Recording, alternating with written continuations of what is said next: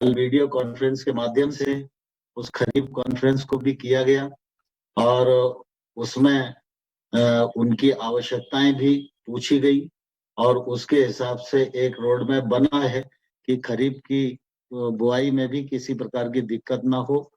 पूरे देश में पेस्टिसाइड हो, सीड्स हो, फर्टिलाइजर हो, इसकी पर्याप्त मात्रा में उपलब्ध।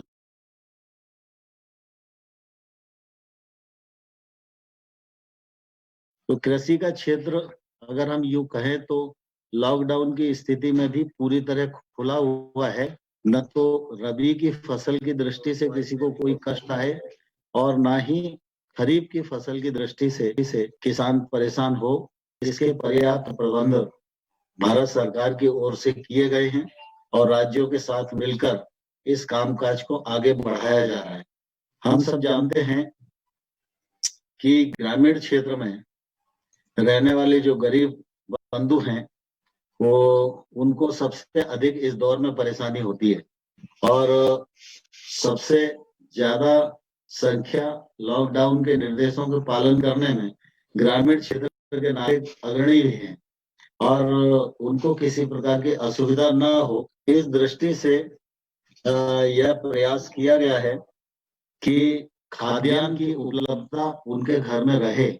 इसलिए 3 महीने के खाद्यान्न उनको एडवांस में दिया गया है। फिर 5 किलो चावल, 5 किलो गेहूं, 1 किलो दाल, ये निःशुल्क रूप से 3 महीने तक उनको दिया जाएगा। इसी प्रकार से जनधन खातों में हमारी 20 करोड़ 40 लाख बहनें हैं, उनको 500 रुपए की 2 किस्तों में भुगतान करने का निर्णय भी केंद्र सरकार ने किया था।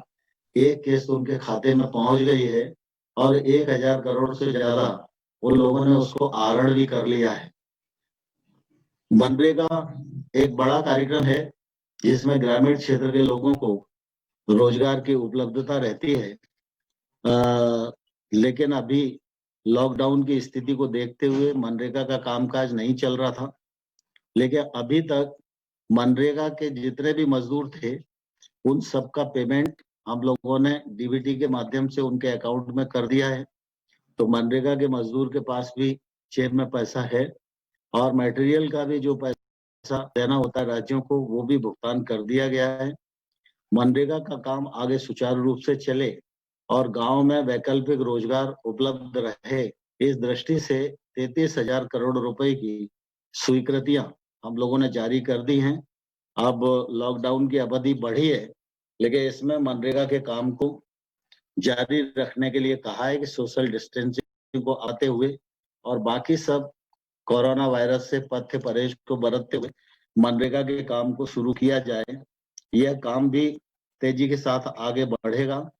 सेल्फ हेल्प ग्रुप ग्रामीण क्षेत्र में बहुत अच्छे से काम कर रहे हैं। बड़ी मात्रा में मास्क और सैनिटाइजर बनाने का काम करके उन्होंने इस संकट की घड़ी में एक बड़ा योगदान हमारी स्व सहायता समूह की बहनों ने दिया है और ग्रामीण क्षेत्र के सभी काम एक तौर से अनुमति दे दिए गए हैं। प्रधानमंत्री सड़क का काम भी प्रारंभ हो रहा है और प्रधानमंत्री ग्रामीण विकास योजना के अंतर्गत जो बनने वाले मकान हैं उनको बनाने का भी काम प्रारंभ है।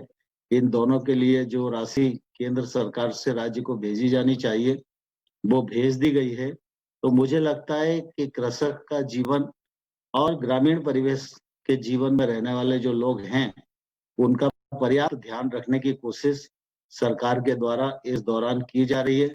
उनकी मुश्किलें कम से कम हो यह कोशिश की जा रही है और अभी यह काम सुचारू रूप से सैलेंजी चल रहा है। जी, सबसे बड़ी बात आपने कहा कि ये सुचारू रूप से चल रहा है। मैं मुद्दे के सवाल पर आऊं, उससे पहले एक जो सबसे ज्यादा सवाल आ रहा है आपके लिए, मुझे लगता है करीब 50 से 60 लोग पूछ रहे हैं कि आदर्श क्रेडिट सोसाइटी, इसका पैसा, इस जो निवेशकों का पैसा उलझा हुआ है, इसको लेकर सरकार क्या कर रही है, कैसे ये पैसा दिलाएगी? लगभग 50 से ज्यादा लोग पूछ चुके हैं अभी तक कि उसके लिए उनकी संपत्तियों को बंधक बनाए सरकार या क्या कुछ भी करे, लेकिन निवेशकों को राहत प्रदान करे। तो इसको लेकर आप क्या कहेंगे?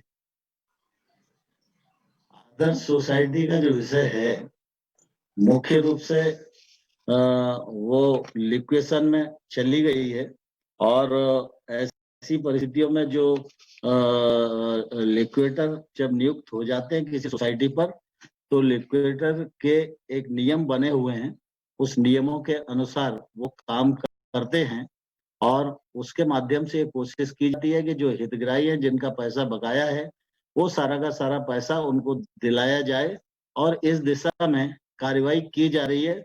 सभी बंधुओं को आश्वस्त रहना चाहिए। जी, एक बड़ा सवाल ये है कि ये जो लॉकडाउन हुआ है वो उस दौरान में हुआ है जब हमारे यहाँ फसल कटाई का टाइम चल रहा था, और ये सारी जो पूरा किसानी का जो खेती का टाइम, जो आपने भी जिक्र किया इस बात का, तो कितना प्रभावित मान रहे हैं कि कितनी खेती, कितनी किसानी प्रभावित हुई है इस कोरोना और लॉकडाउन की वजह से? मैं अभी तो इस मामले में कुछ कहना जल्दबाजी होगी, लेकिन मैं जितना किसान की ताकत को समझता हूं और जितना भारत सरकार और राज्य सरकारों की प्रतिबद्धता इस दिशा में रही है, उसके आधार पर मैं ऐसा मानता हूं कि कृषि के क्षेत्र को बहुत अधिक नुकसान नहीं होगा।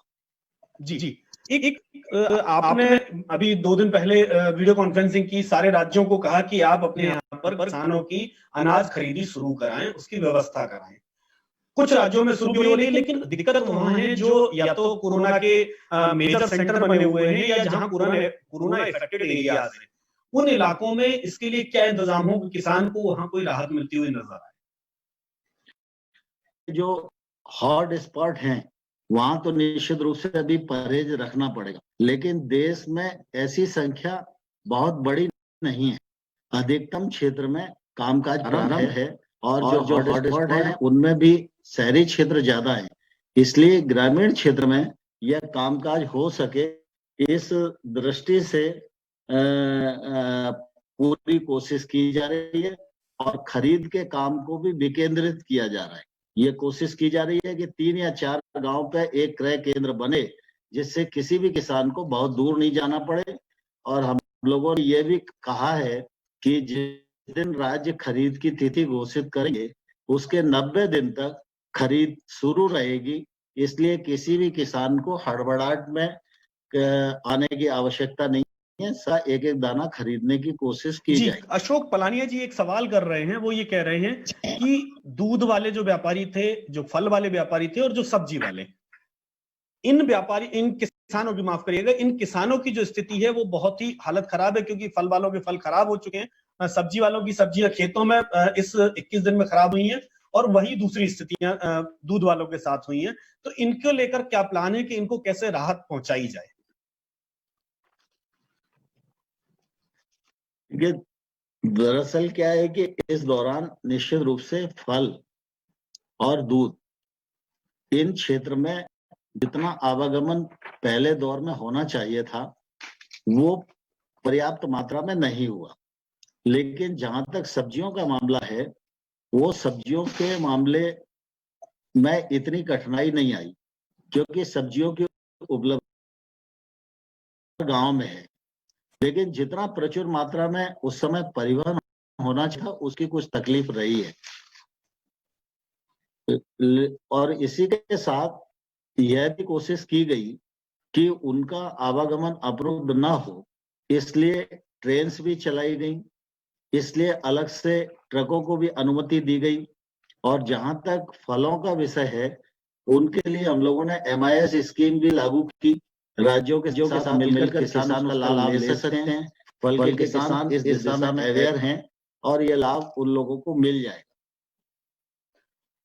क्या जो बर्बाद हुए किसान या जो परेशान हैं, उनके लिए कोई सब्सिडी प्लान सरकार लेकर के आ रही? जैसे मैंने कहा कि मनरेगा में आपने पैसे बढ़ाने की घोषणा कर दी कि भाई मनरेगा में ये हो, लेकिन दिक्कत ये आ रही कि मनरेगा के काम अभी बहुत सारे गांवों में, ग्राम पंचायत में शुरू नहीं हुए। ये लगातार इसमें सवाल भी लोग कर रहे हैं कि मनरेगा के काम पंचायत में शुरू कराए जाएं। तो उनके साथ साथ क्या किसानों के लिए कोई राहत पैकेज लेकर के आ रही है सरकार? देखिए, मैंने आपको बताया ना कि किसानी के क्षेत्र में लगातार इस बात की कोशिश की जा रही है कि उनको तकलीफ कम से कम हो। फसल लगी है तो फसल कट रही है, फसल कटेगी तो कृषि उत्पाद बेच सके, इसकी पर्याप्त व्यवस्था की गई है। PM किसान के अंतर्गत उनको पैसे भेजने का काम किया गया है, और बाकी भी जो उनके हितलाभ हैं, वो किसी प्रकार से प्रभावित न हो और किसान के उत्पादन का उचित मूल्य उसे मिल सके, ये प्रयत्न निश्चित रूप से किया जा रहा है। जहां तक मनरेगा के श्रमिकों का सवाल है, तो अभी लॉकडाउन की स्थिति में सोशल डिस्टेंसिंग, सामुदायिक जो काम थे, उनमें करना थोड़ा कठिन था, इसलिए उसको रोका हुआ था। लेकिन अब दूसरे चरण में उसकी अनुमति दे दी गई है और सामाजिक दूरी को बनाए रखते हुए व्यक्तिमूलक कार्य भी मनरेगा में प्रारंभ होंगे और सामुदायिक विस्तार के भी कार्यक्रम लागू होंगे। जी, रूपेश पारिक जी पूछ रहे हैं कि कई मंडियों में, वो एक मंडी का हवाला भी दे रहे हैं, मैं उसका जिक्र नहीं करूंगा, वो कह रहे हैं कई मंडियों में एमएसपी से नीचे सरसों की खरीद हो रही है।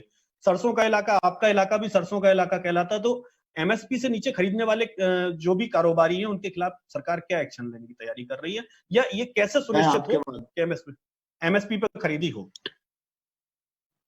मैं आपके माध्यम से सभी किसान मित्रों को भी कहना चाहता हूं और प्रश्न पूछ रहे उन महानुभावों को भी यह आग्रह करना चाहता हूं कि खरीद एमएसपी पर ही हो, इसके पर्याप्त प्रबंध किए गए।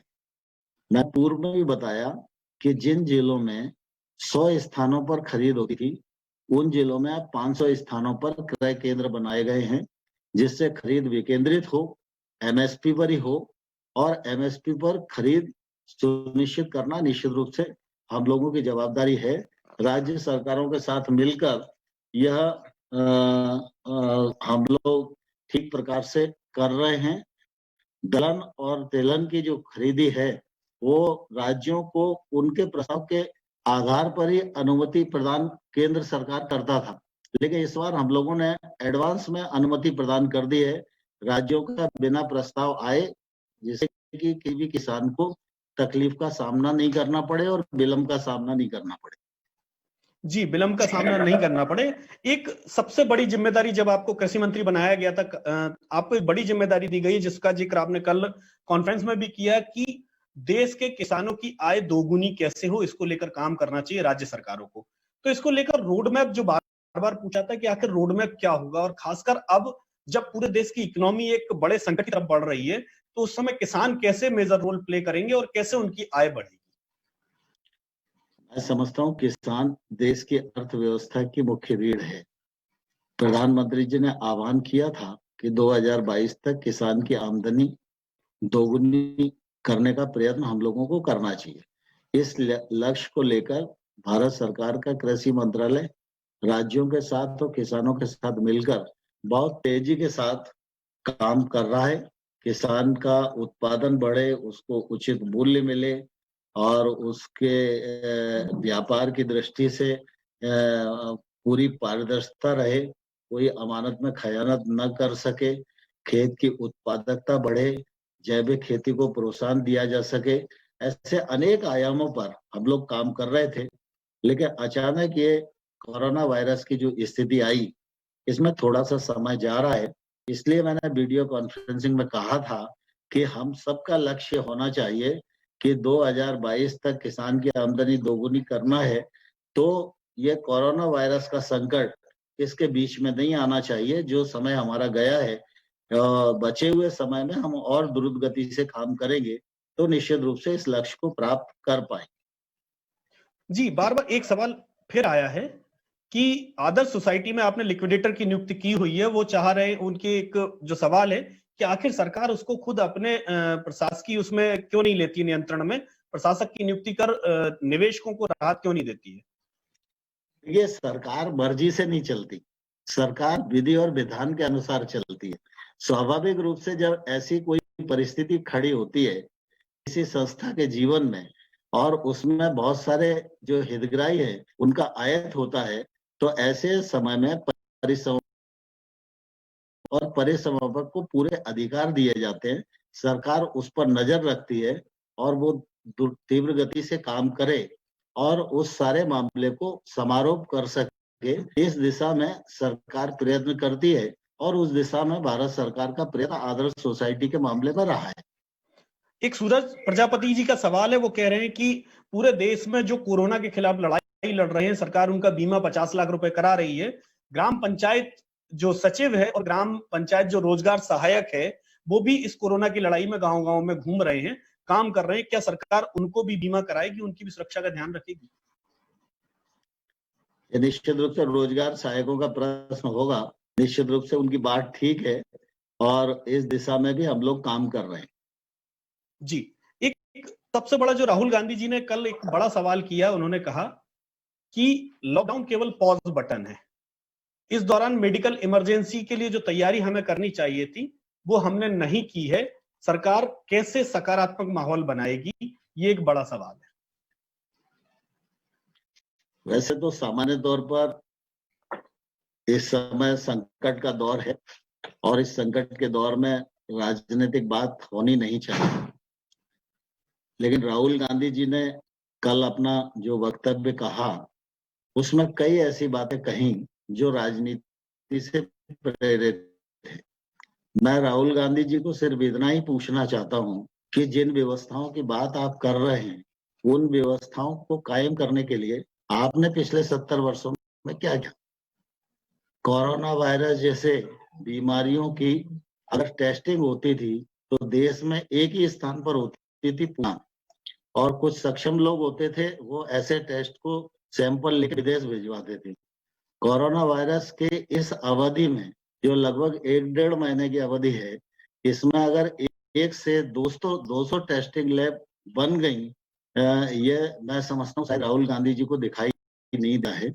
जहां तक लॉकडाउन का प्रश्न है, ये हमारा देश बड़ी आबादी वाला देश है और निश्चित रूप से इस आबादी को नियंत्रित करने के लिए और इस संकट से बचाने के लिए लॉकडाउन ही एकमात्र ऐसा रास्ता था जिससे हम इस वायरस के सामुदायिक विस्तार को रोक सकते थे। और प्रधानमंत्री जी ने आह्वान किया डिजास्टर मैनेजमेंट कानून के अंतर्गत और प्रावधानों को लागू किया और उसको पूरा देश सराह रहा है। तो राहुल गांधी को देश की नब्ज भी पहचान कर अपनी बात कहना चाहिए, यह मैं उन्हें सलाह देना चाहता हूँ। जी, एक सबसे बड़ी चीज जो आ रही है कि आपका जो गृह राज्य है मध्य प्रदेश, वहां पर कोरोना को लेकर हालात बहुत खराब होते जा रहे हैं। तो आखिर कहाँ चूक हो रही है? जमाती वहां से भाग जा रहे हैं, वहां आपका जो स्वास्थ्य का अमला है, और अगर पुलिस वालों को अगर जोड़ लिया जाए तो 90 से ऊपर लोग वही संक्रमित हो चुके हैं। तो गड़बड़ कहाँ हो रही है?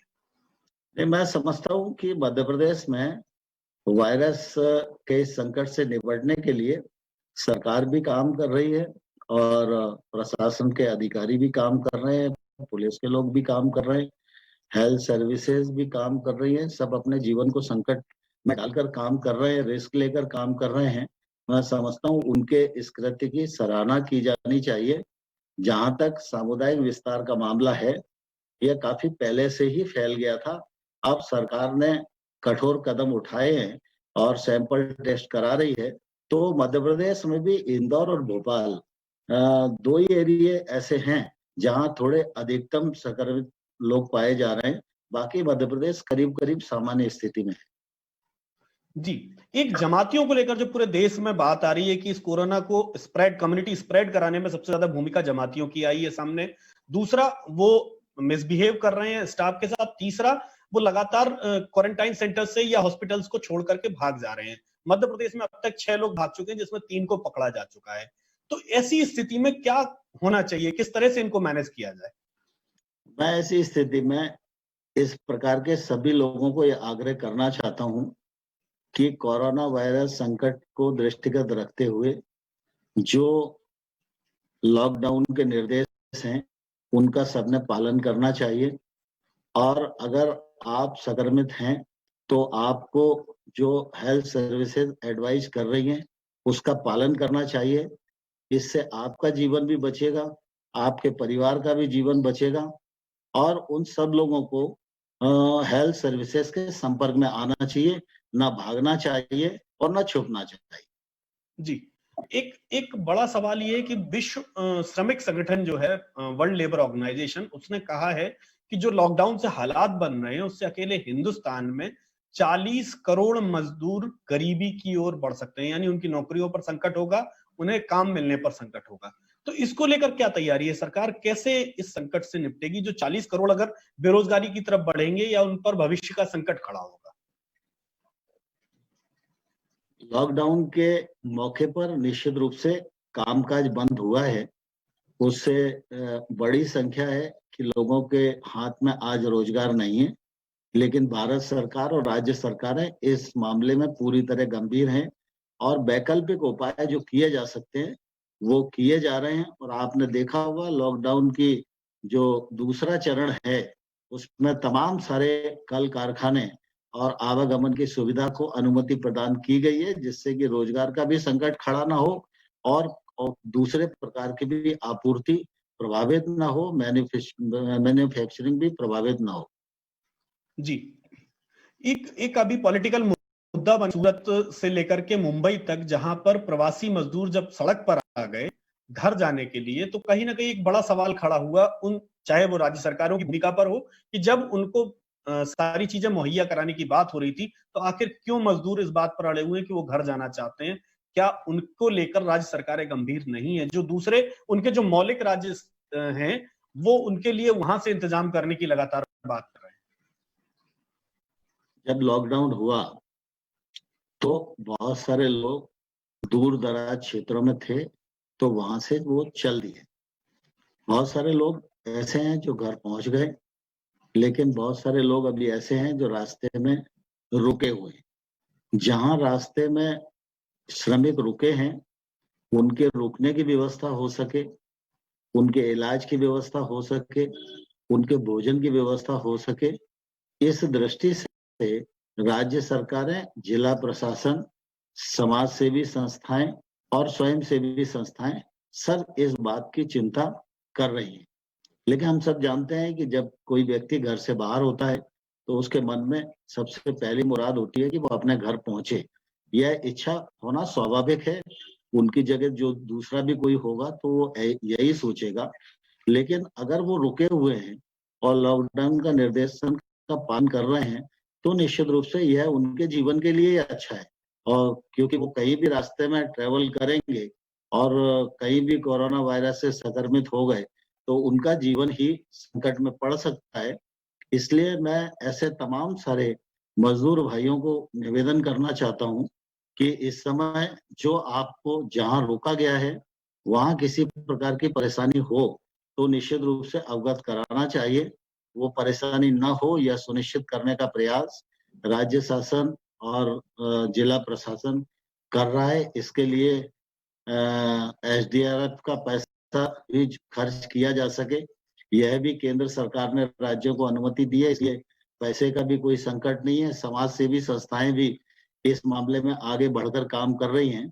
और जहां तक मुंबई का प्रश्न है, तो मुंबई में जो एकत्रीकरण हुआ था वो उन मजदूरों का नहीं था जो मजदूर अपने घर जाना चाहते हैं। वो एक प्रोटेस्ट था, इतना ही मानना चाहिए। जी, जी, जो घर जाना चाहते हैं। एक बार-बार सवाल यही आ रहा है सभी जगह से, चाहे वो आशीष द्विवेदी पूछ रहे हो या दूसरे लोग पूछ रहे हो हमारे इस लाइव में, वो बार-बार कह रहे हैं कि किसानों के लिए क्या कोई सरकार वित्तीय पैकेज लेकर के आ रही है कि उनके क्रेडिट कार्ड के जो किसान क्रेडिट कार्ड है या दूसरे जो उनके चीजें हैं, उनमें कोई उनको रिलैक्सेशन देने का प्लान है, या उनके बिजली बिल माफ करने के बारे में सरकार कोई सेंट्रलाइज्ड लेवल पर कोई फैसला ले रही है क्या? ये भी इस दृष्टि से 2 फैसले सरकार ने किए हैं। एक तो जिन किसानों के पास किसान क्रेडिट कार्ड नहीं है, उन सारे किसानों को किसान क्रेडिट कार्ड मिले, जिससे कि वो क्रेडिट बैंक से उठा सकें और अपना कामकाज चला सकें। इस अभियान को हम पुनः गति देने वाले हैं। दूसरा, फसल के लिए जो किसान ऋण लेते थे वो 31 मार्च तक अगर जमा करते थे तो उनको 4% ब्याज पर ही वो पूरा ऋण मिलता था। ये अवधि लॉकडाउन को दृष्टिगत रखते हुए हम लोगों ने 31 मार्च कर दी है, 31 मई कर दी है। इसलिए अब उन किसानों के लिए भी एक बड़ी राहत है और कम ब्याज पर वो इस ऋण को ले पाएंगे। नहीं, लेकिन बाकी अगर मैं दूसरे बैंकों की बात करूं, जो दूसरे ऋण हैं, मैं किसान ऋण से बात अलग करूं, तो वो बैंकें तो पूरा ऋण केवल उन्होंने डेफर किया है, ब्याज की राशि वही बराबर है, ब्याज पर कोई छूट नहीं दे रही है दूसरे मामलों में। तो इसको लेकर सरकार की कोई नीति? देखिए, दरअसल क्या है कि जो ब्याज इंटरनेशनल स्कीम हमारी है, उसी स्कीम के अंतर्गत हम लोगों ने ये सुविधा प्रदान की है, अंतर्गत भी आता है और मुझे लगता है कि किसान को इससे दिक्कत नहीं आई। जी, मोहनलाल जी पूछ रहे हैं कि क्या सरकार स्वामीनाथन आयोग की रिपोर्ट की तरफ बढ़ेगी? मैं प्रजापति जी को बताना चाहता हूं कि आप पहले स्वामीनाथन जी की जो रिकमेंडेशन थी उनको निकाल कर देखिए। 201 रिकमेंडेशन थी, मोदी सरकार ने उसमें से 200 रिकमेंडेशन को स्वीकार करके उन पर काम करना प्रारंभ कर दिया है। जी, ग्रामीण विकास की अगर मैं बात करूं तो एक सबसे बड़ी अभी जो अहम भूमिका है इस कोरोना के पूरे माहौल में, ग्रामीण विकास कहीं ना कहीं एक महत्वपूर्ण कड़ी है। तो ऐसे में सरकार क्या नए प्लान लेकर के जा रही है मनरेगा के अलावा, कि जिससे लोगों को राहत वहां मिल सके और वहां दूसरी चीजें उनके लिए मुहैया हो सके, जिससे वो बहुत ही अपनी लाइफ को इजी गोइंग की तरफ बढ़ सके? ये ग्रामीण क्षेत्र में आजीविका का बड़ा जो कार्यक्रम है वो है स्व सहायता समूह का, NRLM। इसमें 63 लाख समूह हैं और 6-7 करोड़ करीब बहनें इस पूरे कार्यक्रम से जुड़ी हुई हैं। ये ठीक प्रकार से अपने काम को और गति प्रदान कर सकें, इसलिए प्रधानमंत्री गरीब कल्याण योजना के अंतर्गत ही इन स्व सहायता समूहों को 10 लाख तक का ऋण लेने की पात्रता थी। अब ये बिना किसी गारंटी के 20 लाख रुपए तक का ऋण ले पाएंगी, जिससे ये अपने कामकाज को और बढ़ाने में सफल होंगी, आजीविका भी प्राप्त करेंगी और अपने परिवार का भी पालन पोषण ठीक से कर पाने में सफल होंगी। दूसरा, प्रधानमंत्री आवास योजना का जो कार्यक्रम है वो तेजी के साथ अब आगे बढ़ेगा और इसके माध्यम से भी व्यक्ति को भी रोजगार मिलेगा। ईंट की बिक्री भी होगी, सीमेंट की बिक्री भी होगी, सरिया की बिक्री भी होगी, पत्थर की बिक्री भी होगी, दरवाजों की बिक्री भी होगी। इससे निश्चित रूप से आर्थिक गतिविधियों को बल मिलेगा और ग्रामीण क्षेत्र में प्रधानमंत्री सड़क योजना का 2nd फेज का बचा हुआ काम और 3rd फेज का काम भी तेजी के साथ हम लोग मनरेगा के साथ साथ शुरू करने ले हैं। उससे भी रोजगार के अवसर भी बढ़ेंगे और आर्थिक गतिविधियां भी बढ़ेंगी। जी, आर्थिक गतिविधियां बढ़ेंगी, लेकिन एक सवाल कहीं ना कहीं कोरोना ने जरूर खड़ा कर दिया है कि हम लोग शहरी विकास की तरफ भाग रहे थे और गांव जितने सुरक्षित हैं अभी ईश्वर की दया से, और हम चाहते हैं कि वो सुरक्षित रहें, वहां कोरोना का उतना खौफ है ना उतना अभी डर पहुंचा है वहां पर। तो ऐसा नहीं लगता, और लोग वापस लौट के गांव ही जा रहे हैं। तो क्या हमें विकास का एक जो मॉडल है वो बदलने की तरफ सोचना पड़ेगा कि हम शहर से निकलकर विकास अब गांव की तरफ लेकर जाएं, जहां वहां उन लोगों को काम मिले और पलायन कम से कम हो गांव से? ये हमारा देश तो गांव प्रधान देश है। आजादी के तत्काल बाद जो सरकारें रही उनको सबसे पहले प्राथमिक तौर पर गांव की प्रधानता को स्वीकार करना चाहिए था और गांव को प्राधान्य देना चाहिए था। अगर ऐसा हुआ होता तो गांव आज सभी सुविधाओं से सरकार की प्राथमिकता पर अनेक कार्यक्रम चल रहे हैं और लेकिन जहां तक शहरीकरण का सवाल है तो आज किसी एक पक्ष को नकारा नहीं जा सकता। आर्थिक गतिविधियों की दृष्टि से शहरों का भी एक आवश्यक भूमिका है देश के विकास में और गांवों की भी अपनी भूमिका है, लेकिन गांव और शहर के बीच में संतुलन बना रहे और व्यवस्था के कारण कोई गांव से पलायन करने के लिए मजबूर न हो, यह सुनिश्चित करने की और इस पर चिंतन करने की आवश्यकता है। इस दिशा में भारत सरकार राज्यों के साथ मिलकर ठीक से काम कर रही है, ऐसा मैं मानता हूं।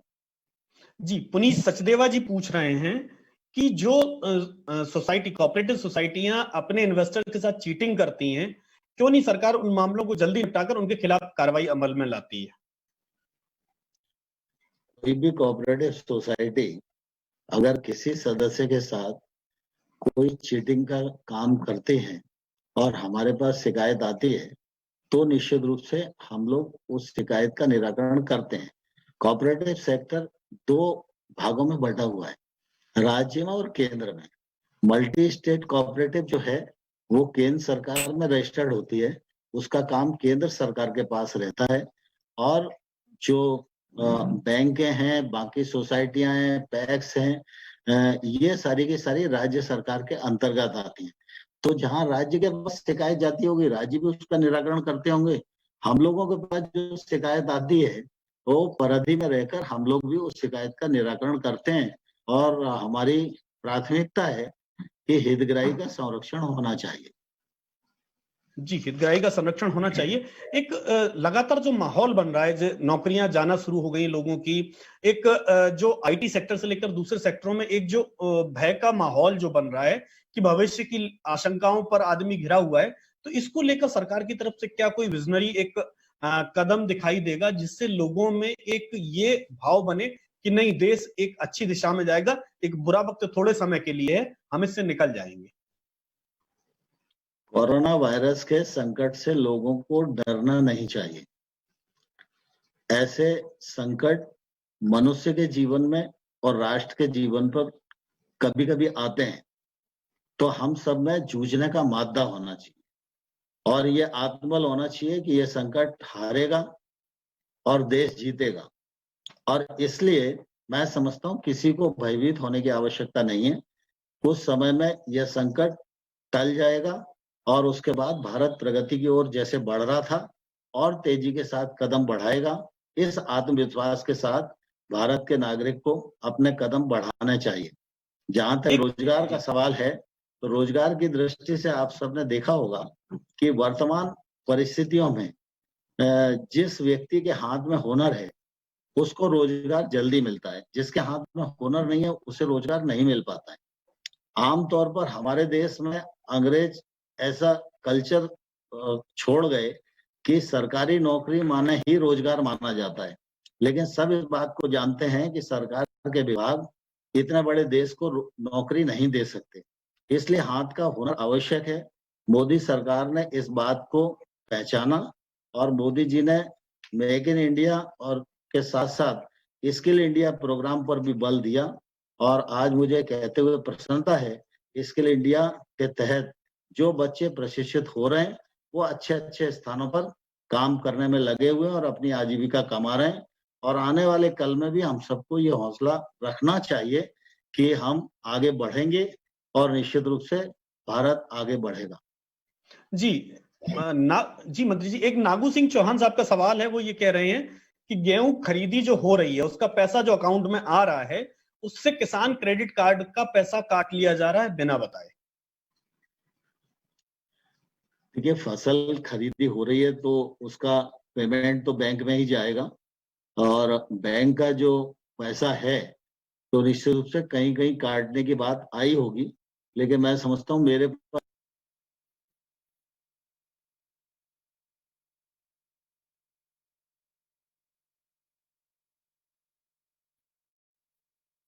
जी, हमारे साथ जुड़े हुए हैं केंद्रीय कृषि एवं सहकारिता मंत्री नरेंद्र सिंह तोमर जी। हम उनसे लगातार सवालों पर बात कर रहे हैं, उनसे हम बात कर रहे हैं, जान रहे हैं कि आखिर देश जब कोरोना के इस माहौल में है तो हम किस तरह चीजों के साथ कंट्रोल करें और कैसे हम चीजों को सुधारें और कैसे हम भरोसा जताएं अपने देश के किसानों के प्रति। हम कैसे ये उनको बताने में सफल हों कि आखिर किस तरह से देश में किसानों के प्रति हम एक बेहतर माहौल लेकर के चलें, कैसे किसान इस देश में अपनी आय को दोगुनी करें। इसका रोड मैप वो लगातार राज्य सरकारों से डिस्कस कर रहे हैं और राज्य सरकारों को भी इस बात की जिम्मेदारी दे रहे हैं कि हम किसानों की आय दोगुनी करने के बारे में विचार करें, उसकी तरफ हम कोशिश करें। हम लगातार बने हुए हैं केंद्रीय मंत्री नरेंद्र सिंह तोमर जी के साथ।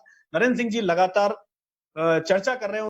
उन्होंने बहुत बात की। उन्होंने कहा कि हम जो भी हाउसिंग कोऑपरेटिव सोसाइटीज हैं, जो लगातार हमारे दर्शकों के सवाल आ रहे हैं कि हाउसिंग कोऑपरेटिव सोसाइटीज को लेकर के वो क्या एक्शन लेने जा रहे हैं, क्या चीजें कर रहे हैं, तो उनका सीधा कहना है कि हर एक निवेशक का भविष्य तय करना हमारी जिम्मेदारी है, जवाबदेही है और हम उसको लेकर के गंभीर हैं। उन्होंने कहा कि हम लगातार इस बात की कोशिशें कर रहे हैं कि हर किसान को उसकी खरीद करने का, बेचने का, जो उसकी फसल है वो बेचने का पर्याप्त समय मिले। इसलिए किसी भी राज्य में अगर कोई भी जगह पर खरीदी जिस दिन राज्य अनाउंस करेगा उसके 90 दिन तक उसको खरीदी करने का अधिकार होगा। केंद्रीय गाइडलाइन सीधे तौर पर कहीं नहीं होगी कि इस दिन बंद कर दिया जाएगा। यानी कोई भी राज्य अगर आज से शुरू करता है तो उसे 90 दिन मिलेगा, अगर वो महीने भर बाद खरीदी शुरू करता है तो उसको 90 दिन मिलेंगे। एक और बड़ी बात उन्होंने किसानों के हित में कही है। उन्होंने कहा है कि अगर किसान अपने यहाँ उनके जो खरीदी केंद्र हैं वो हम लगभग 5 गुने करने जा रहे हैं। हर 5 पंचायत के भीतर एक खरीदी केंद्र हम अस्थायी बना रहे हैं जहां पर गेहूं की खरीदी होगी, जिससे कि गेहूं और दूसरी जो फसल है उनकी खरीदी होगी। उसके पीछे उनका साफ है, एक गाइडलाइन है कि जिससे किसानों को कम से कम सोशल डिस्टेंसिंग को तोड़कर बाहर जाने की जरूरत पड़े। यानी पूरा फोकस इस बात पर है कि किसान घर के भीतर रहे और भीतर रह करके गांव के भीतर रहे, अपने घर के भीतर रहे और उसकी फसल और उसकी जो भी सारी चीजें हैं उसमें कहीं उसे किसी भी तरह का तनाव नहीं झेलना पड़े। तो हमारे साथ केंद्रीय मंत्री नरेंद्र सिंह तोमर लगातार बने हुए थे और उन्होंने बताया कि आखिर किस तरह से देश में एग्रीकल्चर रूरल डेवलपमेंट का एक मॉडल बना हुआ है, जिस पर वो बात कर रहे थे। उन्होंने 5 बड़ी चीजें कही हैं, जिन 5 बड़ी चीजों पर हम आपको बता दें, जिनका हम जिक्र कर रहे थे। वो 5 बड़ी चीजें जिस पर हमारी चर्चा हो रही थी। हमारे साथ वापस जुड़े हुए हैं नरेंद्र सिंह जी, और हम उसी बात पर जो सवाल कर रहे हैं कि आखिर हम किस तरह से को जोड़ करके आगे चले, किसानों का कैसे हम विकास पर बात करें, किसानों का कैसे हम भला कर सकते हैं और कैसे हम उनकी आय दोगुनी कर सकते हैं। इन्हीं सारी चीजों की तैयारी वो कर रहे हैं और वही सारी चीजों पर बात कर रहे हैं कि कैसे उन्होंने जो सबसे बड़ी 5 बातें कही कि हर 5 पंचायत के ऊपर एक खरीद केंद्र होगा, जहां दूसरा राज्य जिस दिन खरीदी अनाउंस तरह का तनाव न लिया जाए। किसान क्रेडिट कार्ड पर जो लगने वाला टैक्स है वो अगले 3 महीने बाद लिया जाएगा, तो यानी मई तक का उसमें आपका समय दिया गया है। दूसरा, उन्होंने कहा कि अगर कोई भी सोसाइटी अगर अपने इन्वेस्टर के साथ चीट करती है तो सरकार गंभीर है, उनके खिलाफ कार्रवाई करेगी। एक और बड़ी बात उन्होंने कही कि अगर किसी भी जगह किसान को किसी भी तरह की कोई भी दिक्कत आएगी तो सरकार उसके साथ खड़ी है और इसीलिए सभी जगह पर ये व्यवस्था की गई है कि किसानों को परिवहन से लेकर और दूसरे इंतजामों के लिए जाने वाले मशीनरी सामान पर कोई रोक नहीं लगाई गई है। हमारे साथ नरेंद्र सिंह जी बने हुए हैं, तो सवाल वही है कि एक आखिरी सवाल लेकर के मैं विदा लेना चाहूंगा कि आखिर पूरा एक अगर मैं ओवरऑल बात करूं कि कुल मिलाकर के किसानों को लेकर क्या है, किस तरह वो अपने आप को मजबूत बनाए रखें, ये कैसे भरोसा सरकार दे रही है? मैं आपके माध्यम से देश भर के सभी किसान बंधुओं को यह आश्वस्त करना चाहता हूं कि भारत सरकार और प्रधानमंत्री नरेंद्र मोदी जी किसानों के प्रति, किसानी के प्रति और किसानों की आमदनी बढ़ाने के प्रति पूरी तरह प्रतिबद्ध हैं और इसके लिए भारत सरकार अनेक मोर्चों पर काम कर रही है। इसलिए आने वाले कल में किसान को कोई परेशानी आएगी, इस मामले में उन्हें चिंता करने की आवश्यकता नहीं है। वो आश्वस्त रहें और अपने कृषि उत्पाद का उपार्जन करने के पश्चात सीधे खरीद के काम में लग जाएं, जिससे यह उत्पाद भी उनका अच्छा हुआ है और खरीद का उत्पादन भी उनका बहुत अच्छा हो सके, इस दिशा में वो लोग प्रवृत्त हों। यही मैं इस अवसर पर अनुरोध करना चाहता हूं। और किसानी से संबंधित काम हैं जिनको अनुमति प्रदान की गई है, मैं यह आग्रह करना चाहता हूं कि हम सब किसान भाई लॉकडाउन के निर्देशों का पालन करें, जिससे कि इस वायरस का कोई भी सामुदायिक विस्तार न हो और हम सब सुरक्षित रह सकें। बहुत बहुत धन्यवाद जी। बहुत बहुत धन्यवाद नरेंद्र सिंह जी, आप हमारे साथ जुड़े और आपने किसानों के लिए जो बातें कही उसके लिए आपका बहुत बहुत धन्यवाद। हम फिर मिलेंगे एक नई शख्सियत के साथ और नए सवालों के साथ जो आपके सवाल हैं, तो तब तक आप बने रहिए पत्रिका के साथ। नमस्कार, धन्यवाद।